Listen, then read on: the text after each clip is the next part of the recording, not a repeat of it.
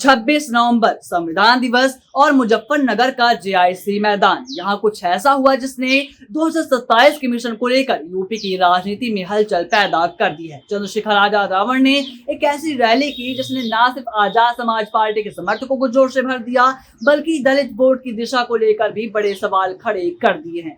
क्या ये rally UP की राजनीति में नया अध्याय शुरू करने जा रही है? क्या 9 अक्टूबर की लखनऊ वाली मायावती की रैली के बाद अब 26 नवंबर की ये चंद्रशेखर की मुजफ्फरनगर वाली रैली राजनीतिक समीकरण बदलने वाली साबित होगी? और सबसे अहम सवाल ये कि क्या चंद्रशेखर अब पश्चिम यूपी में किसी बड़ी सियासी ताकत को सीधी चुनौती दे रहे हैं? जाने इस वीडियो को, लेकिन वीडियो को अंत तक जरूर देखिए।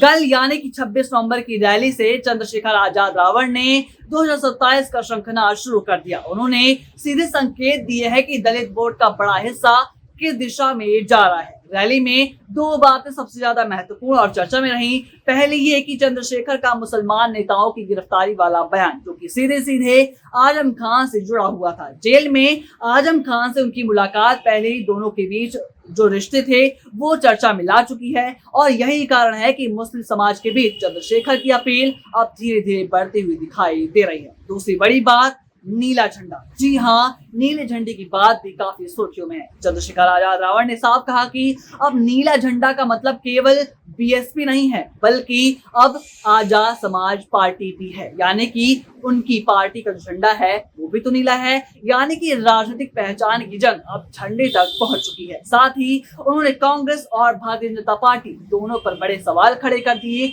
और उन्होंने ये भी कहा कि वो इन दोनों के साथ नहीं जाएंगे और न ही इनके कभी सामने झुकेंगे, और यहीं से मुकाबला रोचक होता हुआ दिखाई दे रहा है।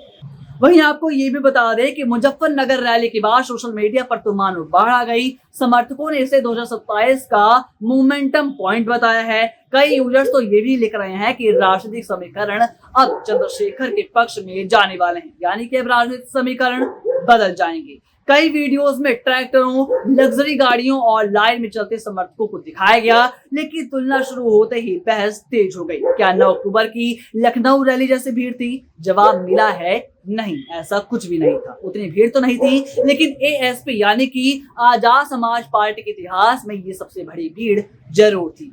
अब बड़ा सवाल ये भी है कि दलित वोट बैंक किधर जाएगा, या दलित वोटर जो है वो किधर जाएंगे, क्योंकि नगीना इसका सबसे बड़ा संकेत दे चुका है। 2024 लोकसभा में चंद्रशेखर ने बीएसपी को 5 लाख वोटों से हराया था, जबकि नगीना आरक्षित सीट है और कभी बीएसपी का किला भी मानी जाती थी। 2019 में जब बीएसपी ने 5.68 लाख वोट हासिल किए थे, वहीं 2024 में चंद्रशेखर के नाम ये सीट चली गई। यानी दलित वोट पहले बार बड़े पैमाने पर बीएसपी के बजाय एएसपी की तरफ चला गया। लेकिन 9 अक्टूबर की लखनऊ की रैली के बाद मायावती भी पूरी तरीके से एक्टिव हो चुकी हैं। मुस्लिम भाईचारा बैठकें, पिछड़ा वर्ग सम्मेलन, सोशल इंजीनियरिंग की तैयारी, सब कुछ 2007 के जैसा संकेत देता हुआ दिखाई दे रहा है। इतिहास बताता है कि बीएसपी का वोट 30% हुआ तभी पूर्ण बहुमत मिलता है। 25% पर 80 सीटें और 22% पर 19 सीटें। अब ये वोट किस तरफ झुकेगा, ये तो देखने वाली बात होगी, और 2027 में